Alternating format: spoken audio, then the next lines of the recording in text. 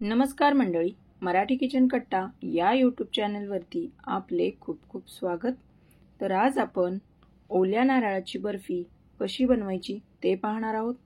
तर ही रेसिपी अगदी साधी, सोपी आणि झटपट अशी होणारी आहे।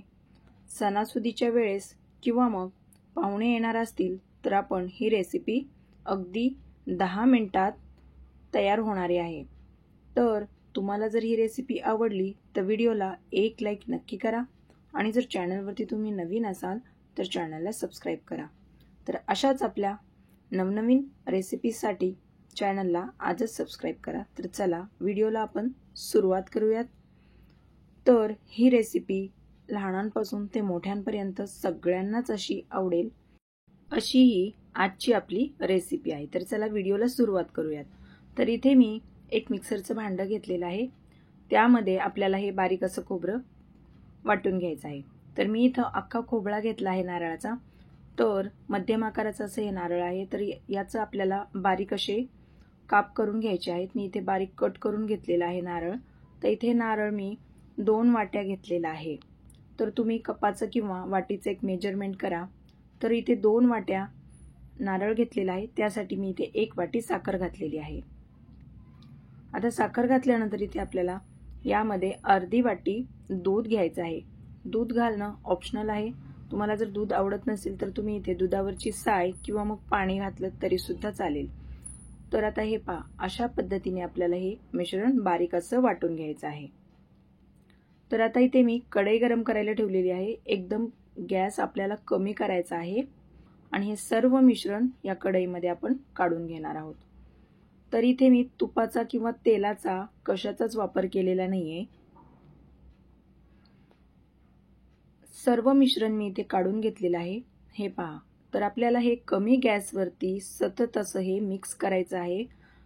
मिश्रण चांगलं आपल्याला हे परतून घ्यायचं आहे। तुम्ही पाहू शकता अशा पद्धतीने सतत आपल्याला गॅसवरती हे मिक्स करत राहायचं आहे। आता साईडला बुडबुडे येत आहेत साखरेचे, यामुळे हे मिश्रण थोडंसं पातळ होताना तुम्हाला दिसेल। थोडा वेळ आपल्याला हे एक 5 ते 10 मिनिटं कमी गॅसवरती सतत असं फिरवायचं आहे याला। हे पहा, अशा पद्धतीने आपल्याला सतत असं परतून घ्यायचं आहे, जोपर्यंत याचा घट्ट असा गोळा होत नाही किंवा याच्यातलं साखरेचं पाणी पूर्णपणे संपत नाही तोपर्यंत। हे पहा, अशा पद्धतीने आपल्याला चांगलं असं मिक्स करून घ्यायचं आहे। तुम्ही या वेळेला हवं असेल तर इथे वेलची पूड सुद्धा घालू शकतात। तर पीठ आपलं तयार झालेलं आहे की नाही बर्फीसाठी तर हे कसं कळेल? तर हे पहा, याच्यामध्ये चमचा असा घालून पाहायचा आहे। चमचा जर सरळ असा उभा राहिला तर समजायचं पीठ आपलं एकदम हे तयार झालेलं आहे बर्फीसाठी। मिश्रण अगदी योग्य आपलं तयार झालेलं आहे।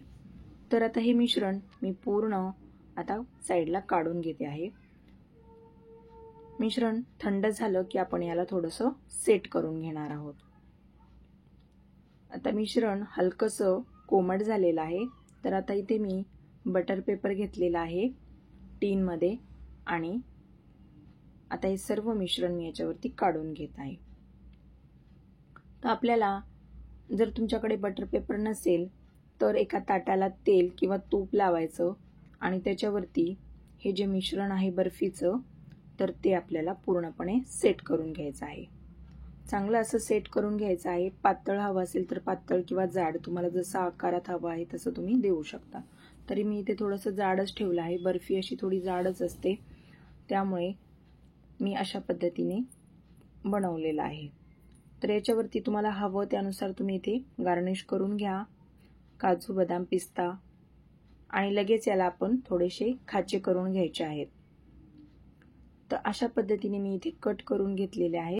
तर आपल्याला अर्धा ते 1 तासासाठी याला थंड होण्यासाठी आपण ठेवणार आहोत आणि नंतर मी तुम्हाला दाखवते। हे पहा, तर तयार झालेली आहे आपली ओल्या नारळाची बर्फी। तर ही बर्फी अगदी सहज आणि साध्या आणि सोप्या पद्धतीत तयार होते, झटपट अशी तयार होते आणि आपल्या घरातल्या साहित्यामध्ये तयार होणारी अशी ही रेसिपी आहे। तर या सणासुदीला, गौरी गणपतीला किंवा मग नारळी पौर्णिमेला आपण ही रेसिपी नक्की ट्राय करू शकतो। तर तुम्हाला आजची रेसिपी कशी वाटली मला कमेंट करून नक्की कळवा. व्हिडिओ जर आवडला असेल तर व्हिडिओला एक लाईक नक्की करा आणि जर तुम्ही चॅनलवरती नवीन असाल तर चॅनलला सबस्क्राईब करा. तर चला पुन्हा भेटूया अशाच एका नवीन व्हिडिओसोबत.